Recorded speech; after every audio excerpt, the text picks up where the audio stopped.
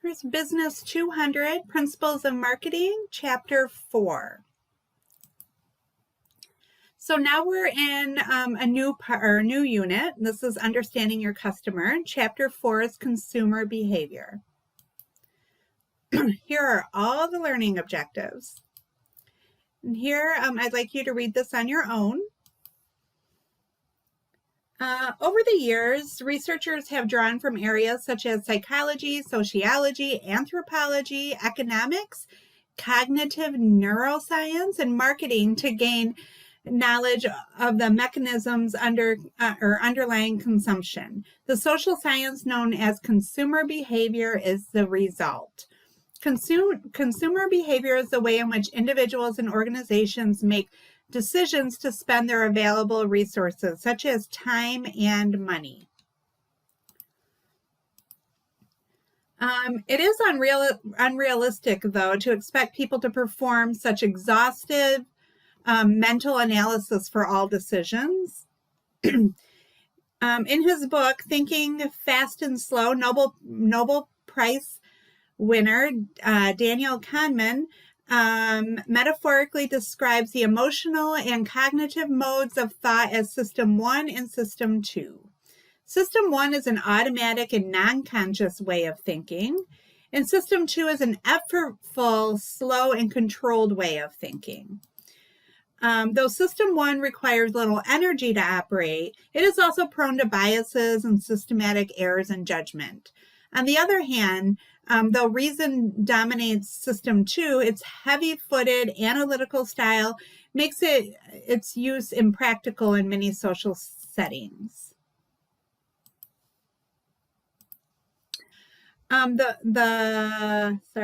Habitual decision making refers to consumer decisions made out of habit without much deliberation or product comparison. An example is buying a pack of gum. Extended problem solving refers to consumer decisions requiring considerable cognitive activity, though, and behavioral effort. An effort is deciding to purchase a new automobile. The buying process begins when consumers recognize they have a need to satisfy. The consumer's perception of the actual state, not some objective reality, drives problem recognition. Marketers must understand all aspects of consumers' problems, even those that are less obvious, to create products that improve or enhance consumers' lives. Marketers must remember that if the consumer is not aware of a problem or does not recognize a need, he or she is unlikely to engage in any subsequent steps of the buying process.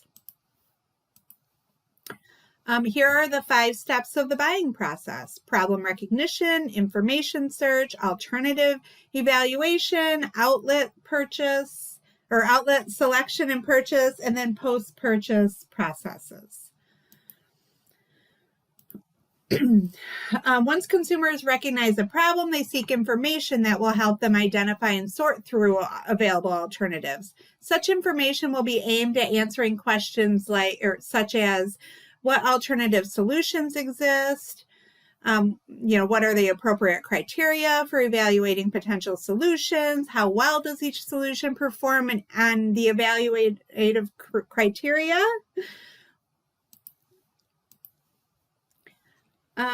With internal information search, consumers use prior searches or past experiences with items from the same brand or product class as sources of information. External information search may include any of the following: personal sources, independent sources, experiential sources, marketing originated sources.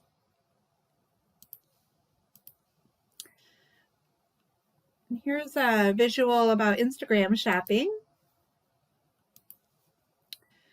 Once consumers have acquired information, they can use it to evaluate different alternatives, typically with a focus identifying the benefits associated with each product. Consumers select a product based on attribute by attribute comparisons across brands. Consumers make a choice based on how they think the product will make them feel. Consumers use attitudes when a selection process involves the use of general attitudes and summary impressions.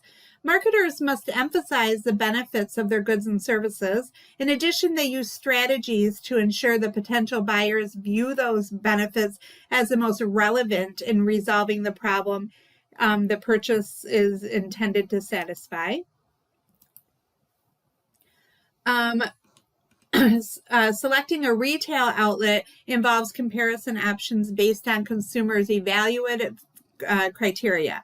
Commonly considered factors include store location or convenience, price, merchandise quality and selection, service levels, attractiveness of physical facilities or website, shopping atmosphere, return policies, marketing promotions, and retailer reputation.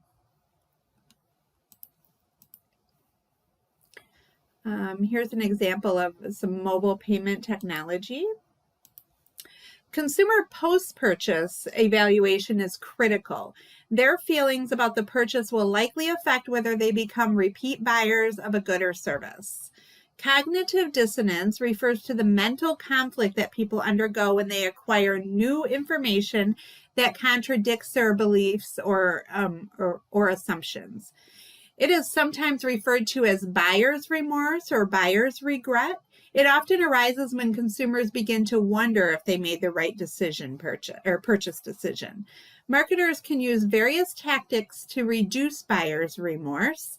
For example, a car company might offer an extended warranty or provide a toll-free number for you to call with any issues about your car.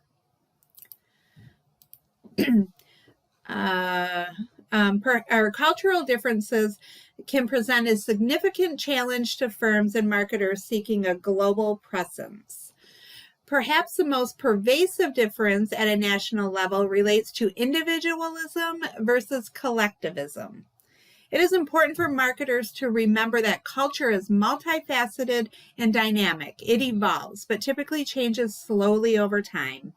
A subculture is a segment of a larger culture whose members share distinguishing values and patterns of behavior. A consumption subculture is a distinctive subculture or subgroup of society that self-selects on the basis of shared commitment to a particular product class, brand, or consumption activity. And then country of origin effects are the beliefs and association people in one country have about goods and services produced in another country. By studying the properties of social networks within each of us, which each of us interacts, scientists and marketers are gaining new understanding of the social roots underlying our behavior. Family members are one of the greatest influencers on consumer behavior. This figure illustrates the 6 stages that an individual might go through as part of a family life cycle. Unmarried, married with no kids, married with small children, or tweens, married with teens, married without dependent children, and then unmarried survivor. Firms typically focus on 3 consumer reference groups when developing a marketing strategy. A membership reference group is the group to which a consumer actually belongs. An aspirational reference group refers to the individuals a consumer would like to emulate. And then a dissociative reference group includes people that the individual would not like to be like.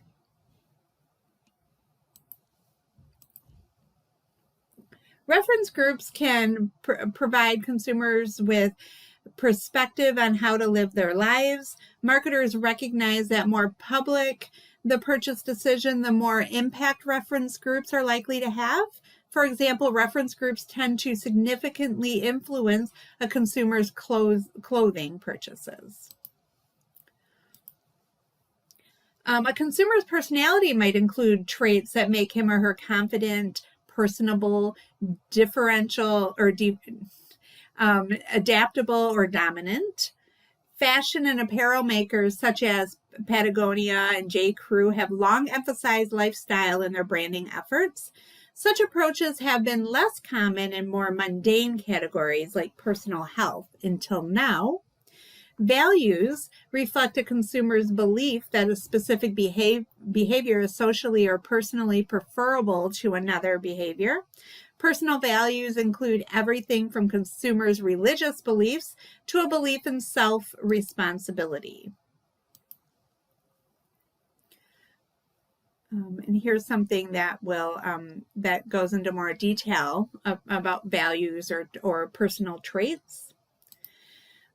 In 2016, Johnson & Johnson's Listerine mouthwash brand launched a global Bring Out the Bold campaign in more than 80 countries around the idea that people who use its products most are more adventurous than non-users. A video ad in Asia shows a woman who fears no food tearing into crab legs and dried squid and crushed ice as terrified fish look on from an adjacent aquarium awaiting their fate.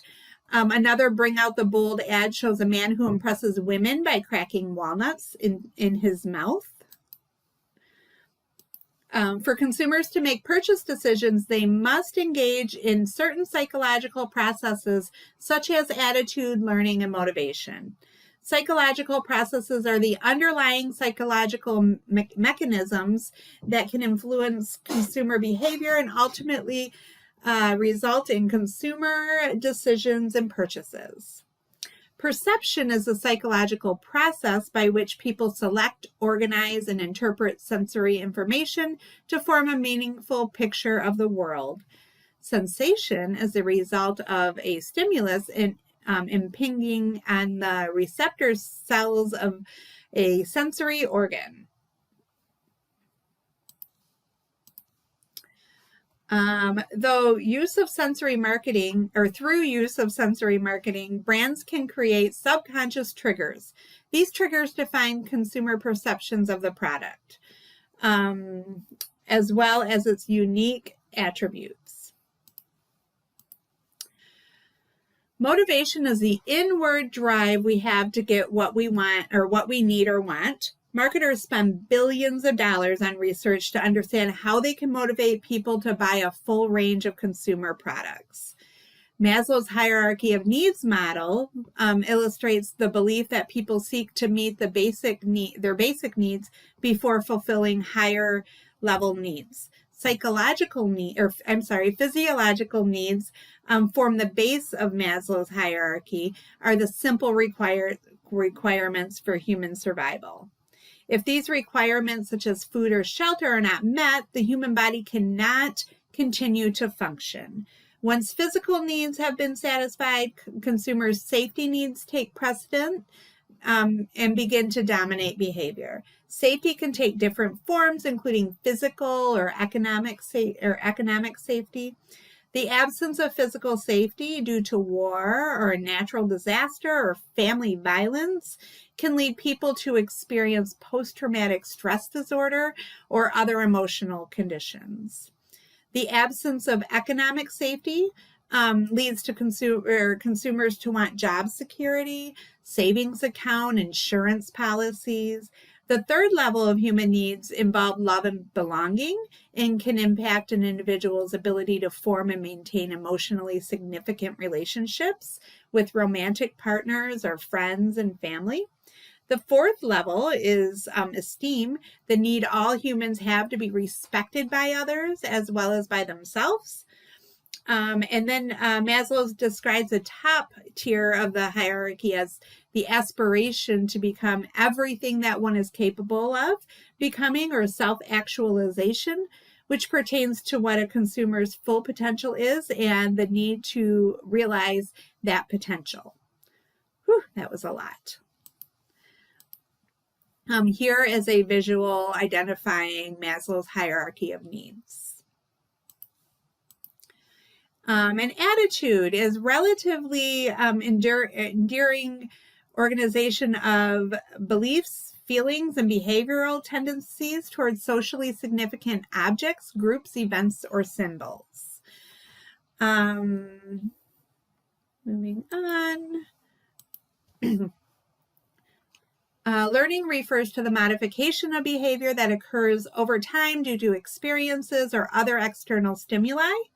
Marketers can influence consumer learning and by doing so, impact consumer decisions and strengthen consumer relationships, but they must first understand the basic learning process. Marketers can capitalize on consumer learning by designing marketing strategies that promote reinforcement. And here's a visual describing and influencing consumer behavior. Most consumers feel more pressure on their time today than they did a generation ago. Companies throughout the world understand consumers' time pressures, and they design goods and services to alleviate these pressures. The study of involvement focuses on how consumers choose which alternatives to purchase. Consumers often do not recognize their desire for a low involvement product until they're in the store. The behavior influences the strategic decisions for marketing these items. The two most common examples of high involvement purchases are a car or a house.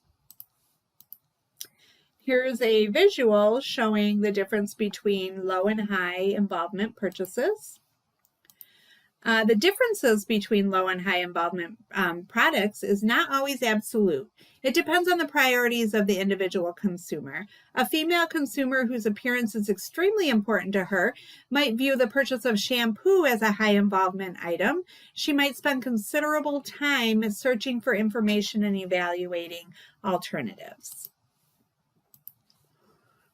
Business-to-business marketing consists of marketing to organizations that acquire goods and services in the production of other goods and services that are then sold or supplied to others. While B2B marketers face many of the same challenges B2C marketers do, they also have to concern themselves with several factors unique to business markets.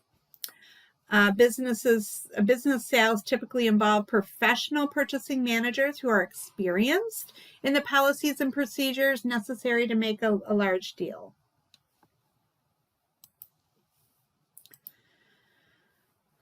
Businesses buy goods and services in order to produce goods and services to sell to consumers. Thus, we say that the need for business goods is derived from demand for consumer goods.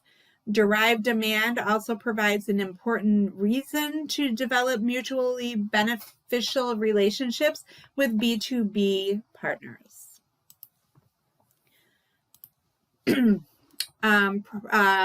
Producers are profit-oriented individuals and organizations that use purchase goods and services to produce other products or to facilitate their daily operations.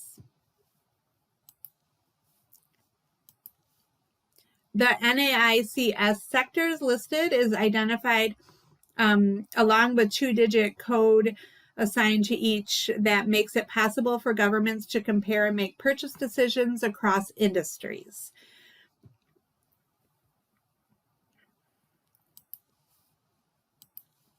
Resellers include retailers and wholesalers that buy finished goods and resell them for a profit.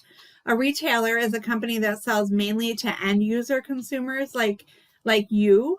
Walmart, Kroger, Target, the Home Depot, and Best Buy, for example, are retailers.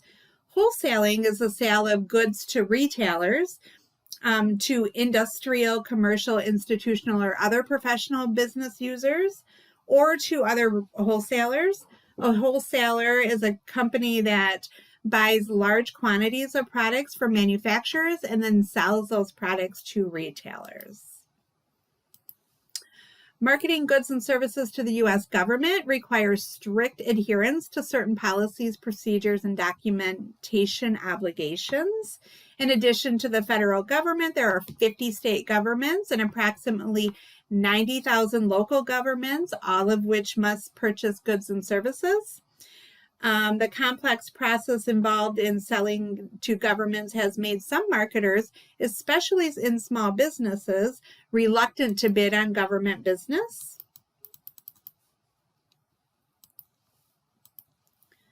Here is a visual explaining selling to the government. So a straight rebuy occurs when a business customer signals its satisfaction by agreeing to purchase the same product at the same price. B2B marketers refer the straight rebuy outcome to any other. Straight rebuys normally do not require any additional design modifications or contract negotiations.